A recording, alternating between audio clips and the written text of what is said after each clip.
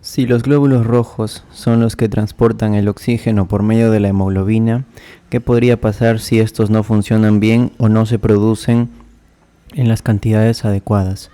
O si su medio de transporte de oxígeno, que es la hemoglobina, falla. En este video vamos a hablar acerca de las anemias. Para empezar, tenemos que las anemias definidas según la OMS se tratan de una disminución de la masa de glóbulos rojos o de eritrocitos en la sangre que aparece como una citopenia aislada, es decir, solamente una disminución de esa masa eritrocitaria, o puede aparecer como una bicitopenia acompañado por una leucopenia o trombocitopenia, o con una pancitopenia, en que tanto glóbulos rojos, leucocitos y plaquetas se vean disminuidos. Según la OMS, tenemos que se define anemia en el año 2011 y se mantiene hasta la actualidad como una hemoglobina baja en el caso de la mujer por debajo de 12 y en el caso del hombre por debajo de 13.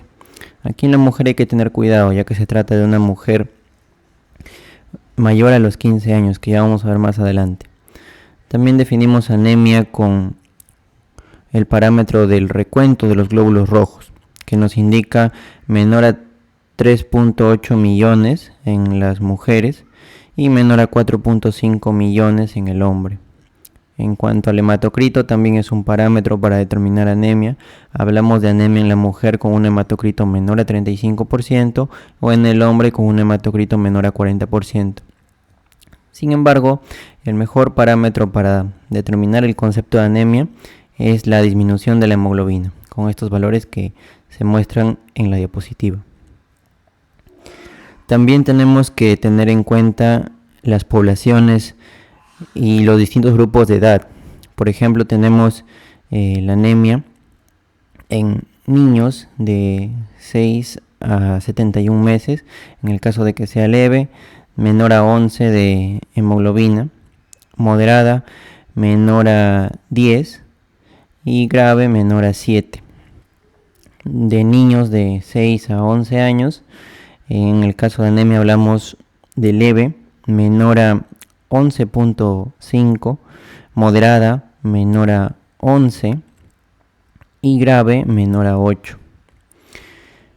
Ahora, para los niños de 12 a 14 años, tenemos que anemia leve se define como hemoglobina menor a 12, moderada, hemoglobina menor a 11 y grave, hemoglobina menor a 8. Y hablamos aquí hasta 14 años porque se pone como punto de corte el siguiente rango de edad, que son los 15 años, en el caso de las mujeres, porque en ese periodo empiezan sus ciclos menstruales y hay una pérdida de sangre adicional en este sexo. Así que aquí los parámetros cambian un poco, ¿no?, con respecto a los hombres. En el caso de las mujeres mayores a 15 años se define anemia leve menor a 12 igualmente, moderada menor a 11 y grave menor a 8. Y en el caso de los hombres ya se habla de anemia leve menor a 13, moderada menor a 11 y grave menor a 8. Y aquí se muestran también los valores normales de hemoglobina. Normalmente en el hombre adulto, mujer adulta, en el hombre adulto los valores de hemoglobina van de 13 a 17 en rangos normales. Y en las mujeres uno menos, ¿no?, 12, 16. Pero aquí estamos hablando de las anemias. Esta parte de lo normal ya la hemos visto en la clase de serie roja. Así que los invito a ver ese video. Ahora, respecto a la fisiopatología de cómo es que ocurre este síndrome anémico, ya que es la presentación tanto en signos y síntomas de la anemia, tenemos que puede ocurrir por un desequilibrio entre la disminución de la eritropoiesis y la producción de eritrocitos, o el desequilibrio entre la producción de eritrocitos con un aumento en la pérdida de estos, ¿no? Por ejemplo, si se da ese mecanismo de aumento de pérdida de eritrocitos, se puede presentar esto en el caso de hemólisis, que ya vamos a ver que hay distintas formas de clasificar la hemólisis. tanto si es problema del hematíe, ahí vamos a encontrar las hemólisis intracorpusculares, o si es un problema que no es que esté dentro del hematíe, sino es un problema fuera del hematíe, que son las hemólisis extracorpusculares. También tenemos por el mecanismo, ¿no?, que puede ser una hemólisis intravascular o una hemólisis extravascular que se da en el vaso. También otras causas de aumento de pérdida de eritrocitos pueden ser la pérdida de estos al espacio extravascular, es decir, una hemorragia aguda en este caso. También podría darnos un síndrome anémico, que ya vamos a explicar los signos y síntomas que se presentan en este. Por el lado de la disminución de la eritropoiesis, tenemos que la eritropoiesis puede fallar en distintos lugares. Puede ser en líneas más prematuras, como son células progenitoras, o puede ser una alteración ya de la proliferación y maduración de los precursores. En el primer lugar del fallo de células progenitoras tenemos en este caso una insuficiencia medular de tipo selectiva, es decir, que solamente va a afectar a la línea eritroide, y hablamos del síndrome de Diamond-Blackfan. O también la insuficiencia medular o selectiva de eritrocitos por infección del parvovirus B19 o eritrovirus B19. Este tipo de virus puede desencadenar también una insuficiencia medular selectiva, incluso una crisis aplásica que ya vamos a ver más adelante. Entonces recuerden, parvovirus B19, crisis aplásica. En pacientes que ya cursan con una anemia de tipo hemolítica crónica, que vamos a explicar más adelante, desencadena ese tipo de virus, las crisis aplásicas, y se afecta mucho la línea eritroide. También puede ser por estimulación insuficiente, ya puede ser que no haya una producción adecuada de la eritropoyetina o de las interleucinas y los distintos factores de crecimiento que vimos en la clase de hematopoiesis. Respecto al siguiente mecanismo que se da por alteración de la proliferación o maduración de precursores, tenemos una eritropoiesis insuficiente que se manifiesta como una ferropenia, ¿no? Sabemos que el hierro es importante para la formación de la hemoglobina, lo hemos visto en esa parte. Entonces, si no se forma hemoglobina, tampoco se va a poder formar un eritrocito, y ese eritrocito al final va a sufrir una destrucción prematura en la médula ósea, incluso antes de salir a la sangre periférica. También tenemos una eritropoiesis ineficaz, como por ejemplo en la anemia megaloblástica, por un déficit de vitamina B12 o vitamina B9. Esos son los ejemplos. Antes de pasar a explicar el síndrome anémico, hay que realizar también algunos ajustes, ¿no? Estos valores que yo les he brindado hace un momento son a nivel del mar. Me he olvidado de comentarles eso. Pero también tenemos valores, sobre todo cuando la persona asciende a partir de los 1000 metros. Entonces vamos a anotar por aquí. A partir de los 1000 metros hay que hacer algunos ajustes a los valores de hemoglobina, ¿ya? Lo normal es que sea de 12 a 16 en mujeres, de 13 a 17 en varones. Pero a partir de 1000 metros va a haber un cambio, ¿ya? Y eso también según la OMS. A partir de 1000 metros de altura, vamos a hacerlo con menor grosor, ya. A partir de 1000 metros, ajuste vamos a poner, ya. Ajuste según la altitud. A partir de 1000 metros, tenemos que se debe hacer una resta de la hemoglobina del paciente de 0.2. Y así vamos a ir restando valores mucho más grandes conforme vayamos aumentando la altura. A partir de 1500 la resta es de 0.5. A partir de 2000 metros la resta es de 0.8. A partir de 2500, vamos subiendo de 500 en 500, la resta es de 1.3. A partir de 3000 la resta es de 1.9. A partir de 3500 la resta es de 2.7. A partir de 4000 la resta es de 3.5. Y a partir de 4500 en adelante la resta es de 4.5. Asimismo, también se debe realizar un ajuste en pacientes con un hábito tabáquico, ya, o pacientes fumadores. Vamos a hacer por acá. Ajuste en tabaquismo. ¿Ya? Porque sabemos que estas personas por fisiología están sometidos a ambientes hipóxicos con menor concentración, menor presión parcial de oxígeno, ¿no? Entonces, en el caso de fumadores, el ajuste es en sí para cualquiera, si no te indican el número de paquetes por día que consume el paciente, simplemente le restas menos 0.03, ¿no? También estos pacientes, al igual que los que viven en altura o los que viajan en altura, sufren una especie de aumento del hematocrito, ¿no? Aumento del número de eritrocitos y por lo tanto de la hemoglobina. Por eso es que tienen que restar. Ahora, para pacientes que consumen de medio a un paquete, tenemos que la resta igualito es de 0.3.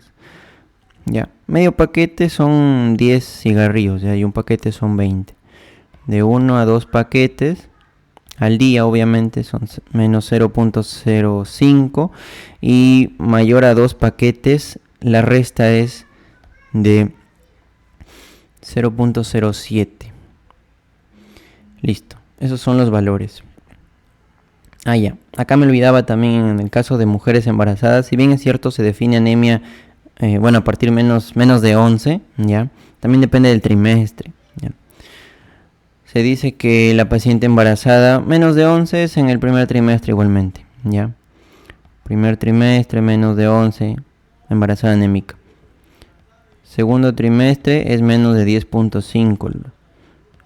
Y el tercer trimestre vuelve los valores a menos de 11 para definir anemia. ¿Esto por qué pasa? Porque en el segundo trimestre la paciente suele aumentar mucho el volumen plasmático, la gestante. Entonces, si aumenta mucho el volumen plasmático, ustedes saben que tenemos acá, ya hemos visto esta parte, los componentes de la sangre. Tenemos una parte de abajo que son los elementos formes que están representados en una mayor cantidad por los eritrocitos, y en la parte superior tenemos el plasma, ¿no? Acá hay una línea que representa los leucocitos, las plaquetas, y ahí lo he dibujado. Entonces más o menos acá los elementos formes representan el 45% y el plasma es el 55%. Ya en el plasma ahí están las proteínas y todo, ¿no? Ahí está la albúmina, la principal proteína plasmática, la más abundante. Entonces, justamente estaba hablando de esto. En el periodo de embarazo, específicamente en el segundo trimestre, este volumen plasmático aumenta mucho. Ya, entonces aumenta mucho. Y por lo tanto ocurre lo que se denomina una hemodilución de la sangre. Ya, es decir, aumenta el solvente, que sería el plasma, ¿no? Porque el soluto serían los glóbulos rojos en este caso. Ya, aumenta el solvente. Entonces, de esa manera ocurre una hemodilución en el segundo trimestre. Y por eso hace que baje en cierta medida la concentración de hemoglobina, ¿no? De hematocrito o la concentración de glóbulos rojos en sí. ¿Ya? Esto es el hematocrito, ¿no? Que ya saben que es la concentración de glóbulos rojos respecto a todos los componentes de la sangre. ¿Ya? Entonces eso ocurre a nivel del segundo trimestre y por lo tanto el punto de corte es de 10.5. ¿Ya? Ahí le bajas un poquito. Después ya en el tercer trimestre ya no hay tanta hemodilución y por lo tanto el punto de corte es menor a 11. Regresa nuevamente. ¿Ya? Y justamente también esto de acá es muy importante también. El tercer trimestre es un periodo clave también para hacer ese diagnóstico de anemia en la gestante, ¿ya? Si no se recupera por encima de 11, ya pueden diagnosticar anemia en la gestante en el tercer trimestre, porque justamente ahí la hemodilución debe ser menor. Ahora sí vamos a pasar al síndrome anémico. Respecto a síndrome anémico, como ya les había dicho, este es el conjunto de signos y síntomas ocasionados por la disminución de la hemoglobina, que es la definición de anemia. Ya saben los valores por los cuales debe bajar la hemoglobina para que ustedes definan una anemia en distintos pacientes. Entonces, ¿qué ocurre cuando disminuye la hemoglobina? Debemos recordar la fisiología. ¿Qué hace la hemoglobina? Su principal función, aparte de servir como tampón, buffer también, regulador del pH, la hemoglobina lo principal que hace es transportar el oxígeno a los tejidos. Y también transporta el CO2, no se olviden, ya el CO2 de los tejidos hacia los pulmones, ¿no? Para su expiración hacia el ambiente. Y también el monóxido, ya la hemoglobina también puede transportar monóxido como carboxi, CO2 como carbamino, hemoglobina, y oxígeno como oxihemoglobina. Y sin nada de desoxihemoglobina. Entonces, ¿qué va a pasar con los tejidos? Van a entrar en una hipoxia tisular. Entonces, más que todo, este síndrome anémico es ocasionado por los distintos mecanismos de compensación que realiza el cuerpo, ¿ya? Entonces tenemos en primer lugar los efectos directos, ¿ya? Donde todavía no ocurre ningún mecanismo de compensación, ¿ya? Por ejemplo, lo que más se va a manifestar, ¿no? A nivel del sistema nervioso. Vamos a tener un paciente con mareo o vértigo, con visión borrosa, con una disminución de la capacidad de concentración, porque no va a estar llegando suficiente oxígeno a sus neuronas. En el músculo el paciente va a sufrir de astenia, dolor. Esos son los síntomas por los que viene un paciente con anemia. Y luego ya tenemos los síntomas compensatorios, síntomas y signos por compensación. Entonces, como el cuerpo dice me falta oxígeno, tus tejidos están sufriendo, ¿qué va a hacer? Primero, obviamente vas a estimular tu centro respiratorio, ¿ya? A nivel del tronco encefálico. Recuerden ahí los puntos que lo hemos visto en fisiología. Se estimula el centro respiratorio y se aumenta la taquipnea, ¿no? Aumenta la frecuencia respiratoria con una taquipnea para que tú empieces a inspirar y meter más oxígeno a los pulmones, ¿ya? De esa forma también al tú hacer una taquipnea o una hiperventilación puedes estar expulsando mayor cantidad de CO2. Incluso puedes llegar a como expulsas tanto CO2, puedes llegar a tener una alcalosis de tipo respiratoria, como bien saben, ¿ya? La disnea, ya por dificultad respiratoria, ya incluso los músculos que te ayudan en la respiración también necesitan de oxígeno, ¿no? Entonces también empiezan a sufrir. El corazón, ¿qué hace el corazón? El corazón empieza a aumentar su fuerza de contracción, ¿ya? Aumenta su frecuencia cardíaca, ocurre taquicardia, palpitaciones, puede ocurrir acúfenos, ¿ya? En los oídos, aumento de la presión diferencial porque está el corazón expulsando la mayor cantidad de sangre para compensar esa pérdida de oxígeno en los tejidos. Entonces aumenta la presión arterial sistólica, ¿no? Entonces ustedes saben que si aumenta esta presión arterial sistólica, va a aumentar la presión de pulso o la presión diferencial. Ya ustedes conocen esa parte de fisiología. Incluso puede haber soplos funcionales también, ¿ya? Por un aumento de esa sístole cardíaca. Se redistribuye el volumen sanguíneo, ¿ya? Entonces, ¿a dónde va a llegar más sangre? Obviamente a los órganos vitales, como son el sistema nervioso y el miocardio. Es por eso que como llega más sangre al sistema nervioso, al cerebro, los vasos sanguíneos cerebrales se pueden dilatar, pueden almacenar más sangre y puede ocurrir las cefaleas, ¿no? Que es el mecanismo principal, una dilatación de los vasos cerebrales, como ya hemos visto también en fisiología. Y disminuye esa sangre a nivel periférico en las extremidades y también en el riñón. Entonces eso determina la palidez a nivel periférico, ¿no? La cianosis periférica. Listo, eso es simplemente el síndrome anémico que deben conocer, los signos y síntomas de casi todos los síndromes anémicos, ¿no? Sino que algunos pueden ser asintomáticos también, que ya vamos a ver. Pero esto es lo que siempre hay, ¿ya? Recuerden, corazón, taquicardia, palpitaciones, respiratorio, una taquipnea, ya puede haber alcalosis respiratoria si le haces un análisis de gases arteriales, astenia, fatiga, ¿ya? Dolor muscular, ¿no? Visión borrosa, cefalea, mareos, vértigo, etc. Ahora vamos a la clasificación de las anemias. las anemias se pueden clasificar de acuerdo a su morfología o de acuerdo a su etiopatogenia o fisiopatología. De acuerdo a su morfología tenemos los eritrocitos que son grandes, los pequeñitos y los que son de tamaño normal. Ya los grandes son llamados los macrocitos, ¿no? Que hemos visto ya.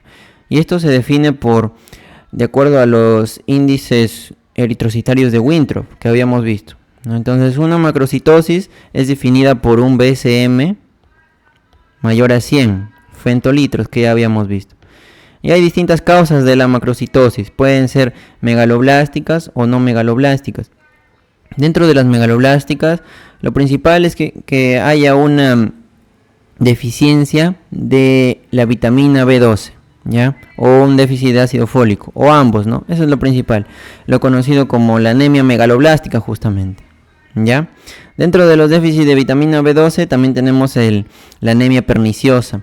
La anemia perniciosa ocurre porque hay autoanticuerpos que van a ir contra la célula parietal. Van a destruir a la célula parietal, ¿ya? Va a haber autoanticuerpos.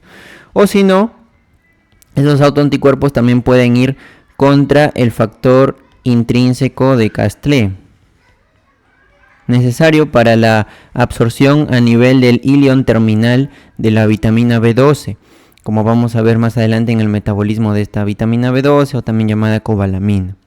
Puede ser también por una mala absorción, que haya un déficit de vitamina B12, no puede haber una resección de ilion también, porque es ahí el lugar donde se absorbe. Entonces si no hay, pues ¿cómo se va a absorber? Puede haber un déficit también. Hay muchas más cositas que vamos a ver en esa parte. Y con respecto al déficit de ácido fólico, más que todo es por nutrición, pero lo principal, lo más frecuente es por alcoholismo, ¿ya? El alcoholismo es la principal causa de déficit de folatos, ¿ya? También puede ser por consumo de fármacos, ¿no? Que inhiban la síntesis de folatos, como el metotrexate, por ejemplo. Ya saben. Ya también anemias megaloblásticas vemos en alteraciones hereditarias en la síntesis de ADN, la aciduria orótica, por ejemplo, ¿ya? El déficit también de estas vitaminas B12, folato, también te van a causar alteraciones en el ADN. Y por eso los eritrocitos son grandes, ¿ya? Empiezan a ser grandes porque al final no se dividen, como no han duplicado correctamente su ADN, simplemente crecen en tamaño, pero su núcleo no crece, ¿no? ¿Ya? Es por eso nada más. Es la explicación básica. Pero no les van a preguntar, simplemente así para que quede. Alteraciones también en la síntesis de ADN producidas por fármacos, hidroxiuria, sidobudina, quimioterapias, etc. ¿Ya? Pero lo principal de anemia megaloblástica, déficit de B12 y de folatos. ¿Ya? Pueden presentarse uno solo o el déficit de estos dos, ¿ya? De estos dos nutrientes. También tenemos las no megaloblásticas, ¿ya? Esto no es por déficit de B12, B9, ¿ya? O de ácido fólico. Tenemos acá distintos mecanismos, ¿ya? Uno es la eritropoiesis acelerada, ¿ya? Por ejemplo, las anemias hemolíticas con reticulocitosis, que les había dicho que los reticulocitos inmaduros pueden generar una especie de macrocitosis, ¿no? Porque son más grandes que los eritrocitos, entonces aumentan el tamaño del volumen corpuscular medio, ¿no? Aumentan ese parámetro mayor a 100, el aumento de reticulocitos. Respuesta a hemorragia aguda o tratamiento con hematínicos con reticulocitosis, ¿ya? O también puede ser por superficie aumentada de la membrana. En enfermedad hepática les había dicho posesplenectomía, ¿ya? Porque como ya no hay vaso, entonces los eritrocitos aumentan también en su tamaño, ya están más tiempo en la sangre. O por una causa que no está claramente establecida, por ejemplo el hipotiroidismo también. Habíamos visto que las hormonas tiroideas tienen que ver con la estimulación de la eritropoyetina, ¿no? Entonces si hay un hipotiroidismo también puede haber una anemia macrocítica no megaloblástica. Ya, eso es pregunta de examen justamente de medicina interna, una de esas causas. Ya también acá puede meterlo al alcoholismo, y el alcoholismo también. También pueden ser anemias aplásicas, también te pueden dar macrocitosis, ¿ya? No todas, ya vamos a ver, ¿ya? Pero sí te dan. Síndromes mielodisplásicos también algunos te dan macrocitosis. Entonces, causas de macrocitosis no megaloblástica, tenemos el aumento de reticulocitos, las hemorragias también porque también vienen con aumento de reticulocitos, hemorragias agudas, hepatopatías, esplenectomía, hipotiroidismo, alcoholismo y anemias aplásicas o síndromes mielodisplásicos. Y esas son todas las causas que les pueden preguntar de macrocitosis no megaloblástica. Ahora vamos con las anemias microcíticas. Estas se definen por un BCM menor a 80, ¿no? Femtolitros. Entonces, dentro de las alteraciones tenemos aquí en el hierro, ¿ya? O en la síntesis de la globina, ¿ya? El hierro sobre todo para la síntesis del grupo hemo, ¿no? Que también lo separan aquí, ¿no? Alteraciones del grupo hemo, de las porfirinas, ¿ya? En el caso de las alteraciones del metabolismo del hierro, el principal tipo de anemia y la más frecuente en general a nivel mundial de todas las anemias, la anemia ferropénica. Ya esta es la más frecuente a nivel mundial. Entonces ahí, la anemia ferropénica tiene distintas causas que ya lo vamos a ver en su respectiva clase. También tenemos anemia de trastorno crónico, que acá lo ponen como microcítica, pero para examen lo van a clasificar la anemia de trastorno crónico, anemia de tipo inflamatorio, anemia de enfermedades crónicas, más en normocítica, normocrómica, ya que lo vamos a ver después. O también una atransferrinemia. Otra, por alteraciones en la síntesis de la globina, acá están los síndromes talasémicos, ¿ya? Podríamos incluir acá también las hemoglobinopatías estructurales, pero las hemoglobinopatías estructurales como son, por ejemplo, la drepanocitosis, en la que hay una mutación de la cadena beta de la hemoglobina, se clasifican también más como normocíticas normocrómicas, ¿ya?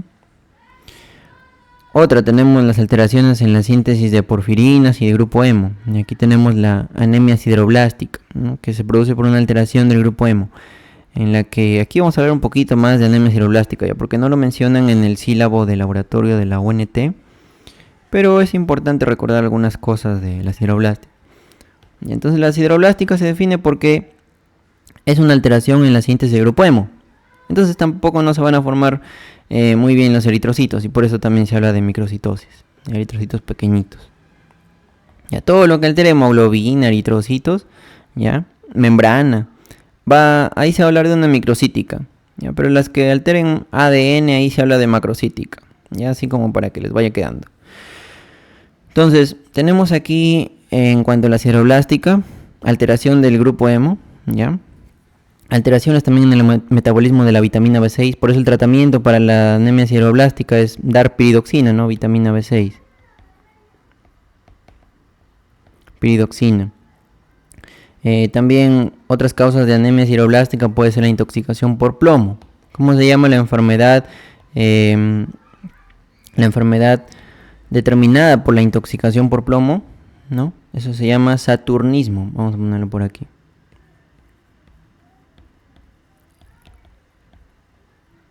Saturnismo.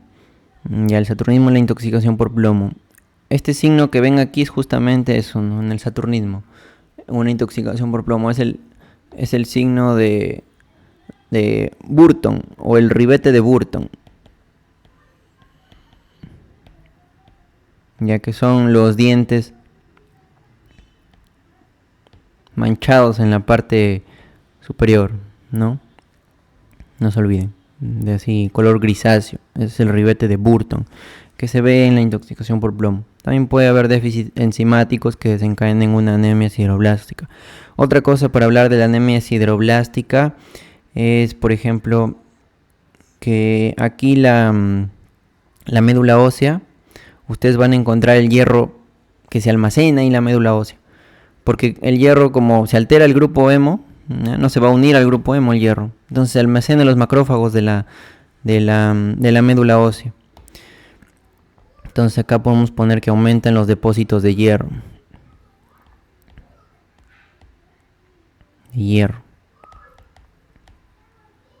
Ya en la médula ósea.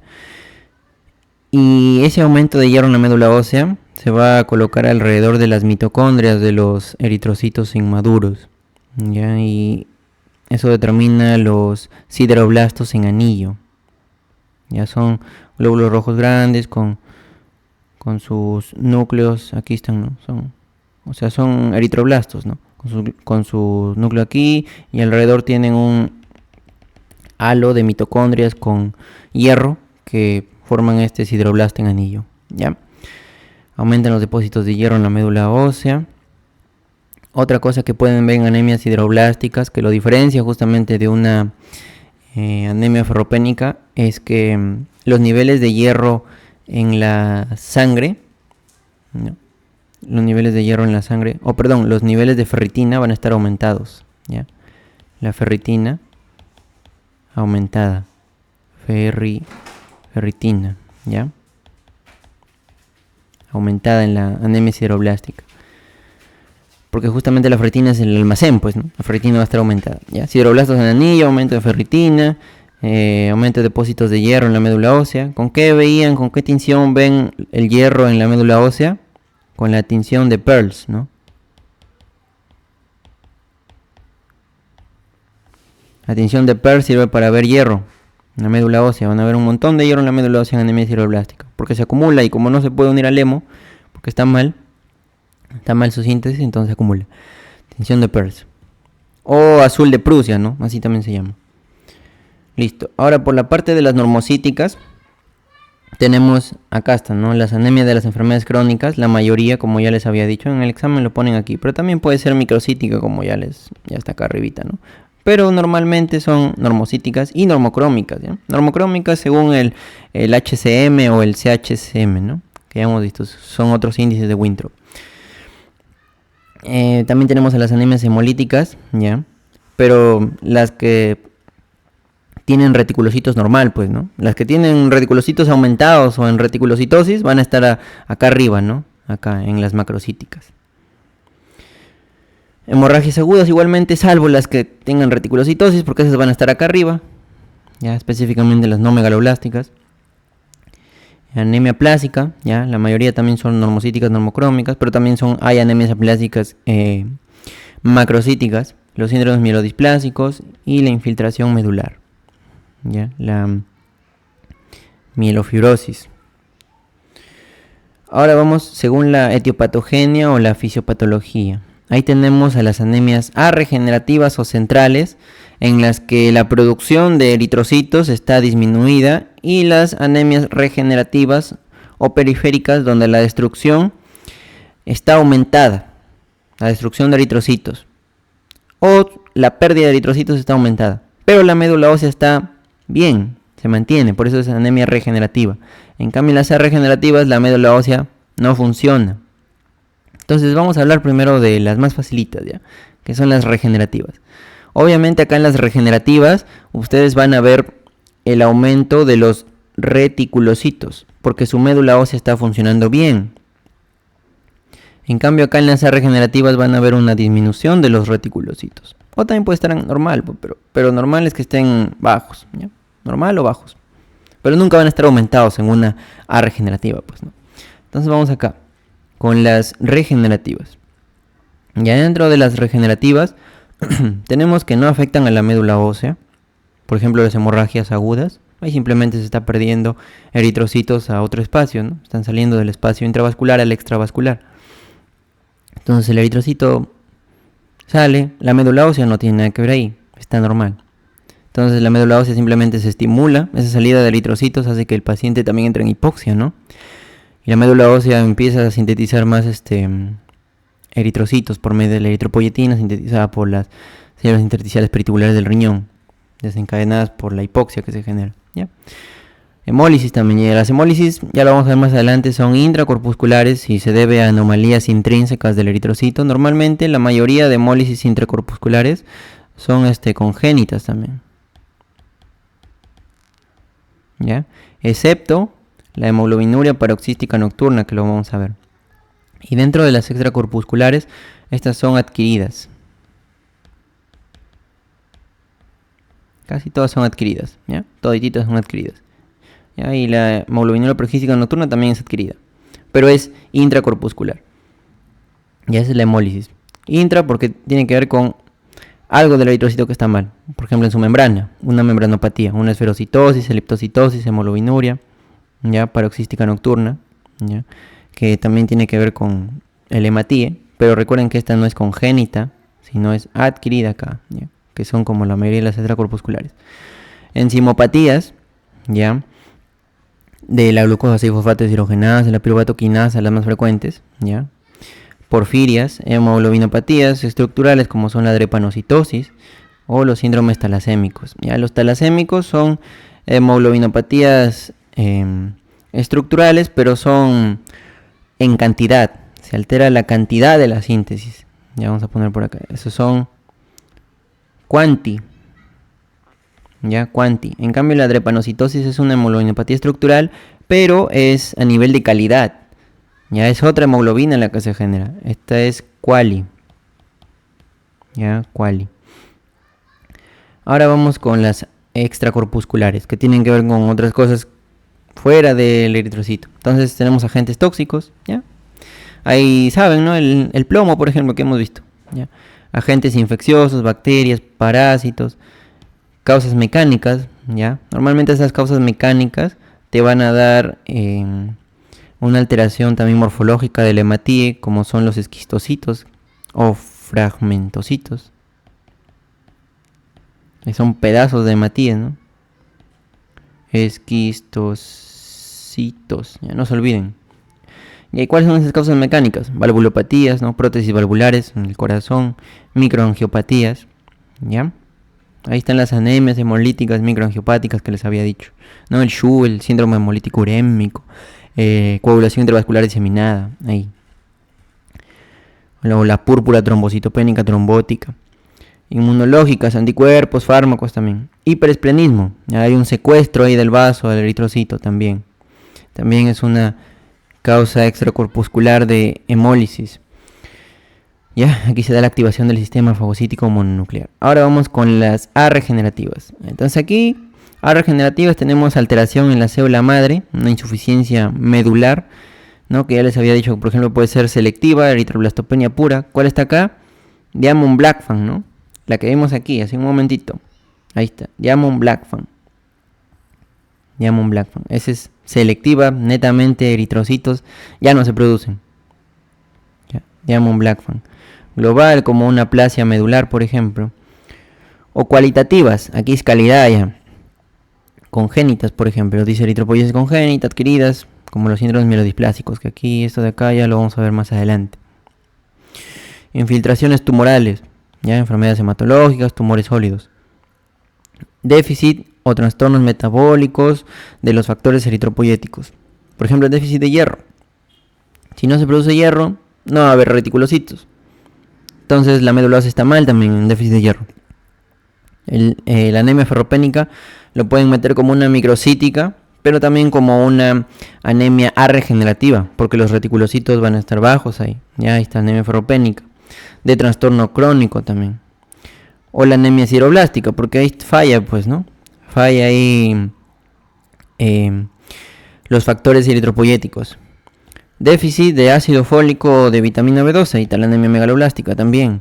Es dentro ahí en la médula ósea. U hormonas que actúan como factores eritropoyéticos, ¿no? Baja la eritropoyetina, por ejemplo, pacientes con insuficiencia renal crónica no producen eritropoyetina.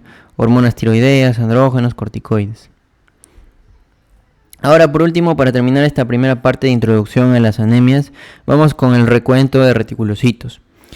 Esto es muy importante, ya que los reticulocitos van a variar dependiendo del hematocrito de la persona.